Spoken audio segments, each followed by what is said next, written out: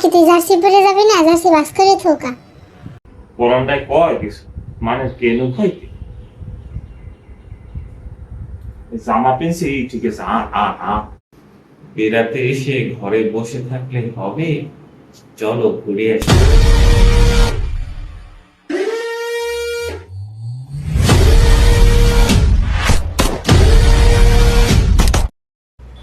আমরা radio colony থেকে এখন স্মৃতিসৌধের দিকে যাব।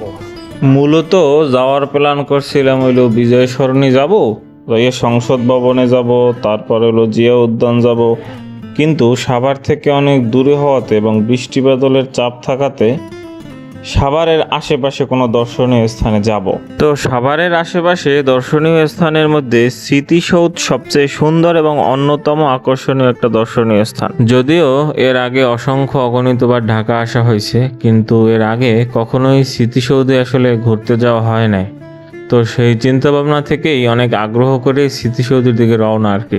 যদিও আকাশটা মেঘলা এবং গুড়ি গুড়ি বৃষ্টি পড়তেছিল, কিন্তু তারপরেও এইখানটাতে যাওয়ার পরে এইখানকার পরিবেশ দেখার পরে মন মানসিকতা একদম ভালো হয়ে গেছিল। আমরা জানতাম যে স্মৃতিসৌধ 6টার সময় বন্ধ হয়, কিন্তু ওইখানে যাওয়ার পরে তারা বলল যে স্মৃতিসৌধ নাকি 5টার সময় বন্ধ হয়। তো আমরা যাওয়ার পরে আসলে সময়টা খুব অল্পই ছিল। সেই অল্প সময়ের ভিতরে আমরা মোটামুটি আশপাশটা ঘুরে দেখছিলাম। এর মধ্যে এই লোক মাইক নিয়ে বারবার আমাদেরকে বলতেছিল যে আপনারা বের হন, আপনাদের সময় শেষ, এক্সেট্রা এক্সেট্রা। কিন্তু তারপরেও আমরা সেই ফাঁকে কিছু ভিডিও এবং কিছু স্থিরচিত্র মোবাইলে ধারণ করলাম এবং সেগুলোই আপনাদের সাথে এখন শেয়ার করছি।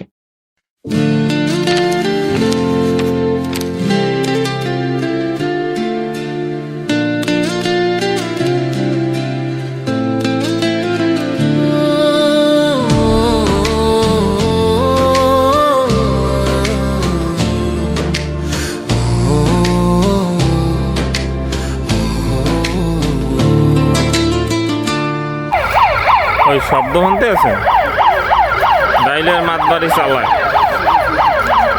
একটা সুন্দর বিকেল কাটাইলাম সুব্রত ভাই এবং আমি, সাথে মুরব্বীরা। ভালো সময়, না সমস্যা নেই। শুধু ভিডিও দেখলেই হবে না, লাইক করতে হবে, শেয়ার করতে হবে এবং পেজটাকে ফলো করতে হবে। ভাই আমার একটা অতি মূল্যবান কথা বলছে, কথাটা মোটেও হেলাফেলা করবেন না। তো ওইখান থেকে বাইর হইয়া চিন্তা করলাম যে আইলাম এত সংক্ষেপেই সফরটা শেষ করে দেবো, তা যাই জাহাঙ্গীরনগর বিশ্ববিদ্যালয়টা একটু দেখে টেকে আই।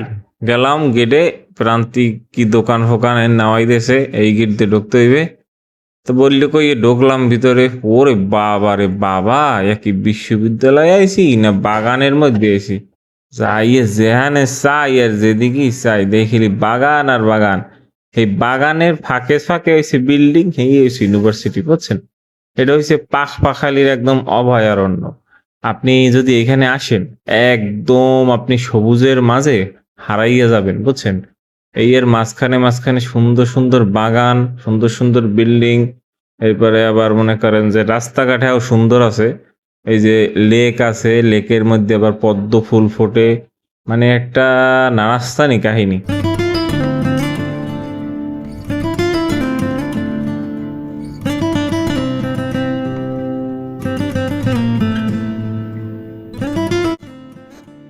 সর্বোপরি বিকেলের এই সংক্ষিপ্ত সময়ে এই ইউনিভার্সিটি এবং স্মৃতিসৌধ ঘোরার পরে একটা সুন্দর একটা ফিলিংস কাজ করছে যে এই দুইটা জায়গায় যাওয়া হয় নাই, নতুন একটা জায়গায় গেছিলাম, নতুন একটা জায়গা সম্পর্কে অভিজ্ঞতা হয়েছে।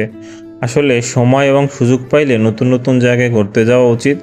আপনারাও যাবেন, তাতে করে শরীর এবং মন দুইটাই ভালো থাকবে। তো আল্লাহ হাফেজ, সবাই ভালো থাকবেন।